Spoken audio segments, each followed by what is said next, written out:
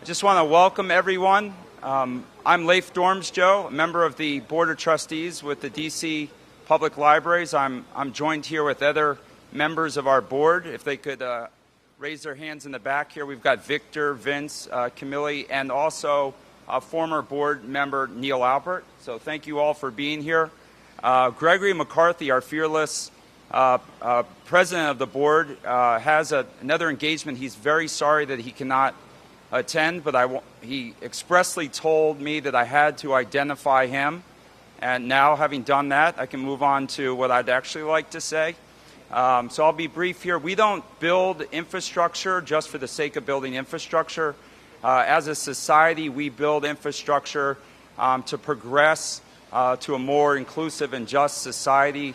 When this building was initially commissioned in 1972, it was intended in large part to help rebuild the city and heal the city.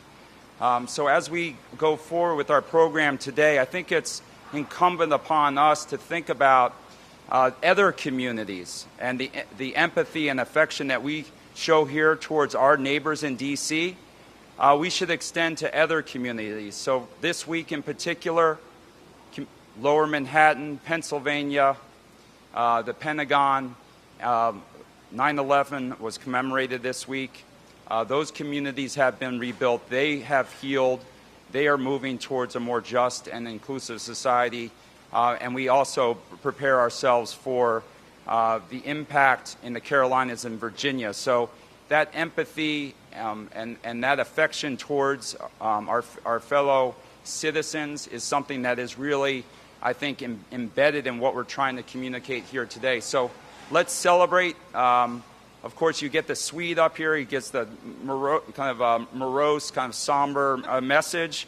But we're really here to celebrate the future, moving forward in the future that's more just and more inclusive. With that, I'm going to invite up Rich Reyes Gavilan, our Executive Director.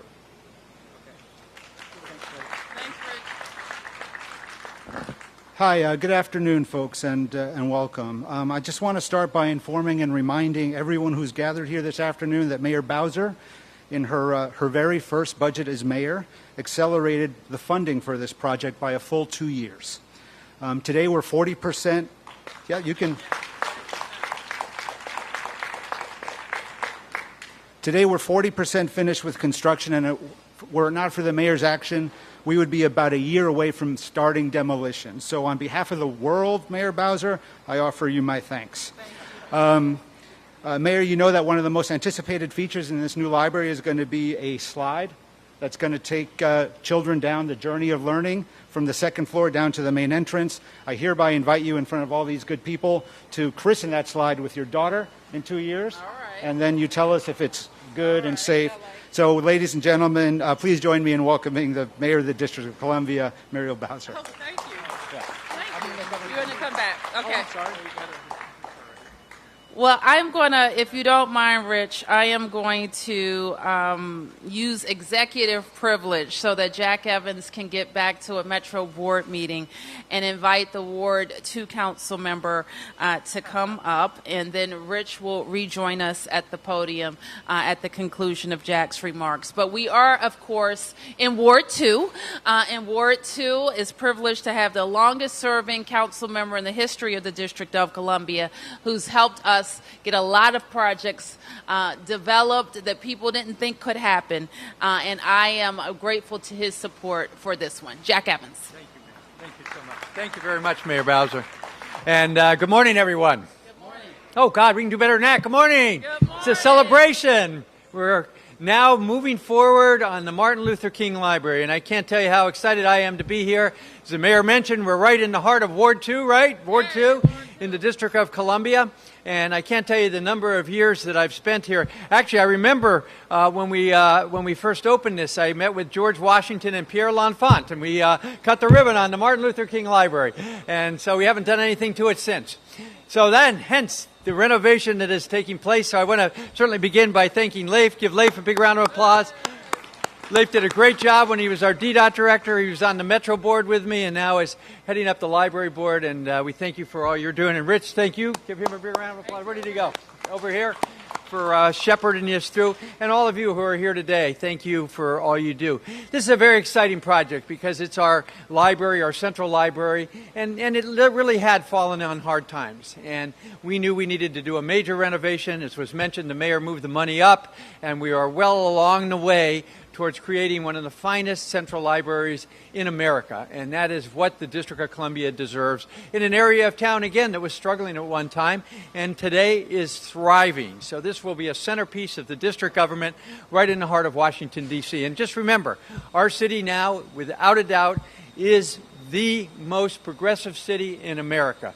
Our budgets are balanced. We just got a AAA rating on our GO bonds, and that deserves a round of applause, coming from a B- many years ago.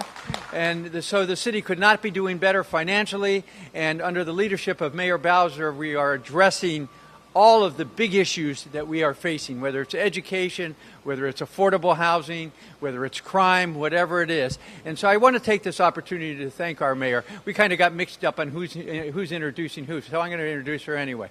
So our mayor has done a fabulous job over the last 4 years, moving ahead a number of projects in this city that were on their way, but we're taking a long time to get there. Next week, we're going to go out to the, I still call it the Wizards practice facility, but the Capitol Arena out in Ward 8 at Congress Heights that is completed in a 3-year time period and ready again to provide some of the economic engine for that part of the city that the baseball stadium did for the waterfront, or right up the street here, what the Verizon Center, MCI Center, now Capital One Arena did for our downtown.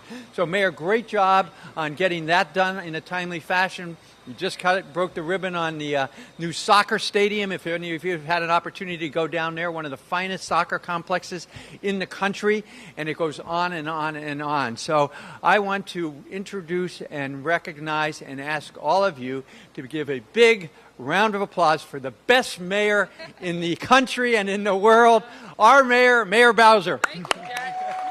Thank you, Jack. Well, I'm back.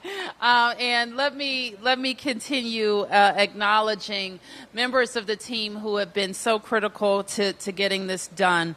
And we are privileged, and while we're handing out superlatives, this is definitely one earned in thanking our library executive director, Richard Reyes Gavilan, for his excellent leadership of our library system.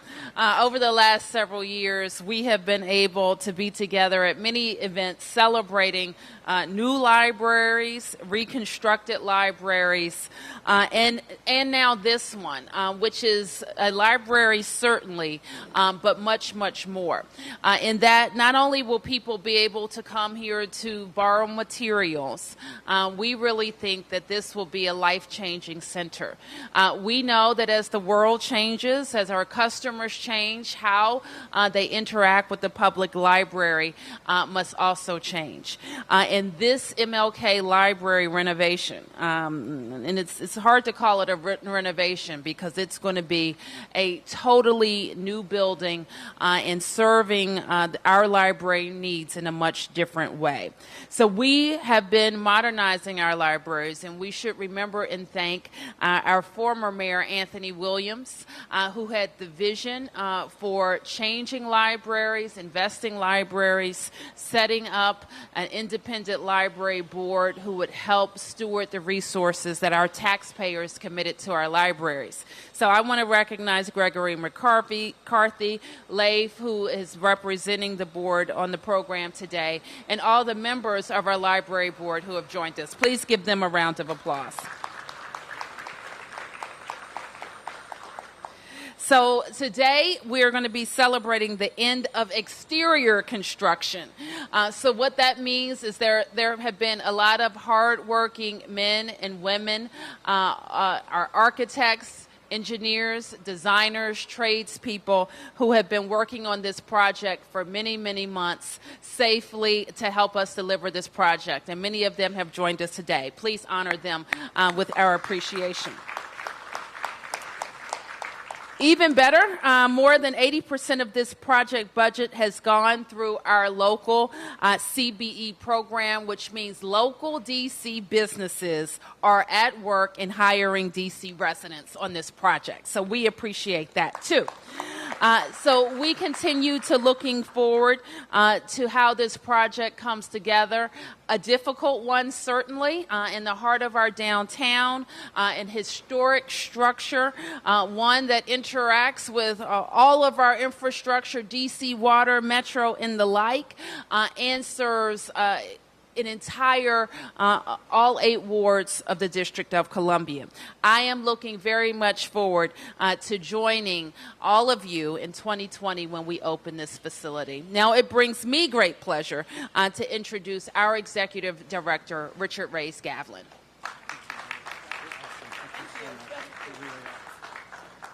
Hi again.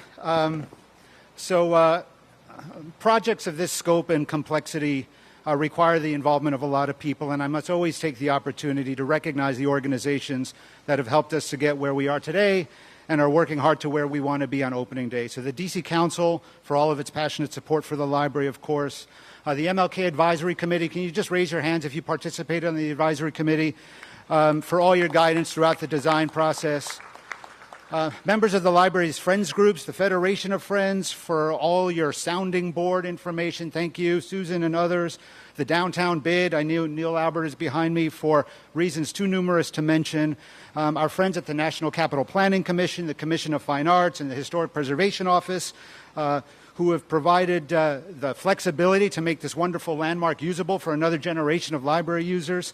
The DC Public Library Foundation for its commitment to take this project to yet another level. And finally, all the folks who are here on the ground every single day, the Smoot-Gilbane construction team, the Martinez and Johnson architects, Mekanu Architecting, and our owner's rep Jair Lynch development partners. Thank you all. So we've spent the last 10 years mesmerizing residents by aggressively building and renovating public libraries in neighborhoods all over the city. The stunning Cleveland Park Library opened 3 months ago, and it represents the 19th new or renovated library that has been constructed since 2009. Now, with the modernized Martin Luther King Jr. Library, we now have the opportunity to build something that is frankly much more than a library. It is a true life change center, to borrow a phrase from the mayor, designed to meet a variety of fundamental human needs not limited to finding a good book, but will include developing a skill, landing a job, connecting with a neighbor, or simply finding some inspiration. We are adding 100,000 square feet of publicly usable space in this modernized building. The difference between what we open in 2 years as compared to what we closed last year will be simply astounding. Our goal for opening day is very simple. We want to activate every inch of this building during every single open hour. We want to activate it for families who want to learn together. We want to activate it for job seekers who are looking to find employment. We want to activate it for skill seekers who want to get a leg up. We want to activate it for students who want to learn more about the unique history of our city. We want to activate it for entrepreneurs who are looking for big ideas in an inspiring setting. We want to activate it for lovers of books and culture. Ultimately, we want to activate it for anyone from any ward at any stage in life seeking assistance with any problem for any reason. So there, that's what we want to do.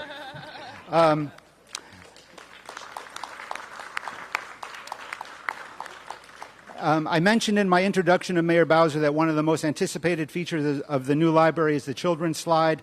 I wanted to mention one additional feature this afternoon and conclude my remarks with a special announcement. Overlooking our new third-floor grand reading room along 9th Street, there's an 1,800 square foot cutout resulting in a majestic double-height space that spans the 3rd and 4th floors. Among the numerous spaces in the new building that can accommodate public art, that ceiling overlooking the grand reading room might be the most dramatic. After an extensive and competitive public process, the library is proud to announce that it has selected renowned artist Zenobia Bailey to design the art for the MLK Library's grand reading room. And there's Zenobia.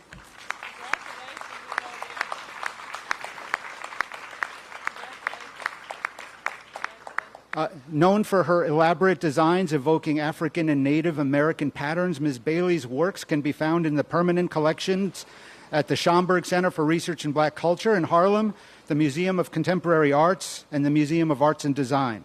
I urge you to see her work commissioned by the Metropolitan Transit Authority that inspires commuters as they enter the new Hudson Yard subway station on the west side of Manhattan. Ms. Bailey is here with us, and we are so happy to work with her. That concludes my remarks, but I will invite the mayor to come back for a Q&A. So, where's the beam? Where is the beam? Okay. Do we want to sign the beam? Why don't we sign the beam, and then I'll return to the podium for your questions. Okay. Great, thank you.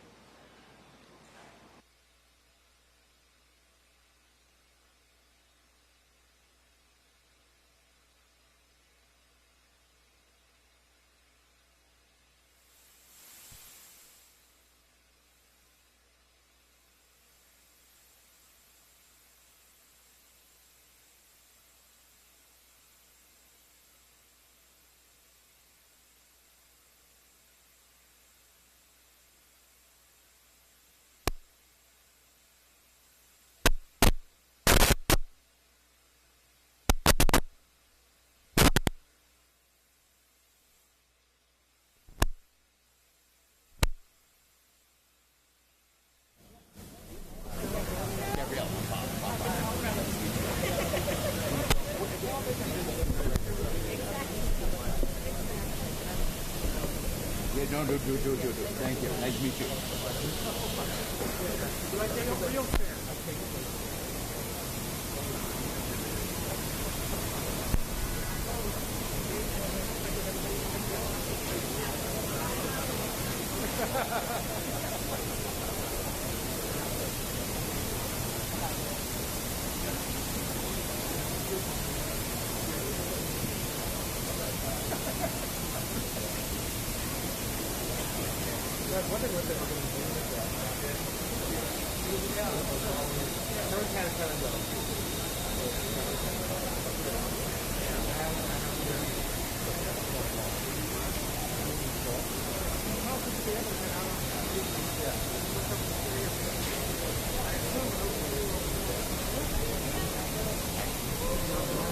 I'll be careful what I say.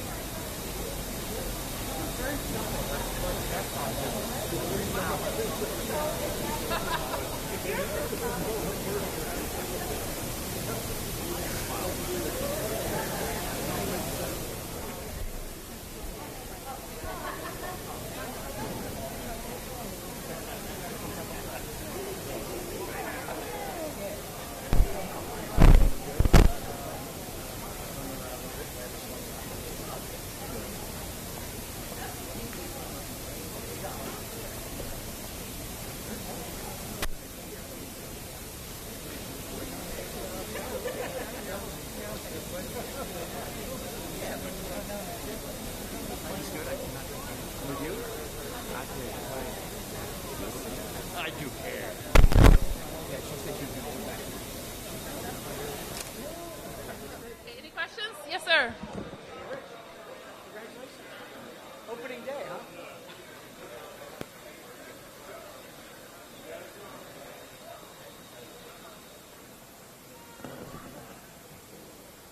Everybody safe? Okay.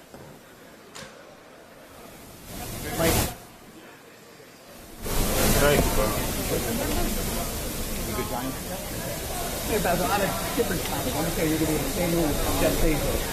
I will. Where do we stand in terms of our efforts to try to get Amazon headquarters number 2 here? And when all is said and done, is it worth the investment to get them to come here, do you think, if they do? Sure. So the question was about dinner that I attend frequently. Councilmember Evans will be there too with the DC Economic Club, where Jeff Bezos is the featured speaker. I haven't seen his remarks, so I can't preview them. But the city has advanced, as you know, 4 very competitive sites that Amazon could locate its second headquarters. Over the last 6 months, we've been on the tops of every list. So we'll just keep waiting to see what the company does next.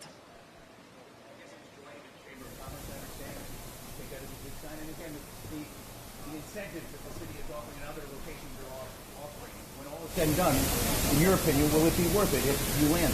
Amazon expects to, in a second headquarters, which I actually think will become the main headquarters at some point, will locate about 50,000 residents. So I think it's going to be good for the region, not just for the economy of right now. You heard Jack talk about how strong we are, how our bond ratings are increasing.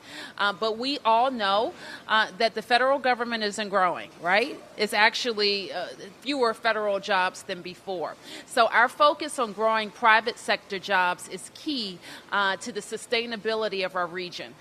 So the decision about this company or, other companies like it is important. We have made a real big push in tech.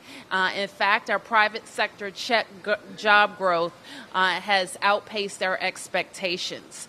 So it is important in a city like ours that we attract good paying jobs. What's really interesting about the exercise with Amazon is that not only are we very competitive to land Amazon, what we've demonstrated to businesses all over the world that we're more than government, we're more than federal jobs, we're more than the White House in the Congress. We are a place where you can grow a tech company. So I'm confident that those sites are going to develop and we'll be able to attract good paying jobs. Hopefully it will be with Amazon and it could be with others. Any other questions? Okay, thank you very much.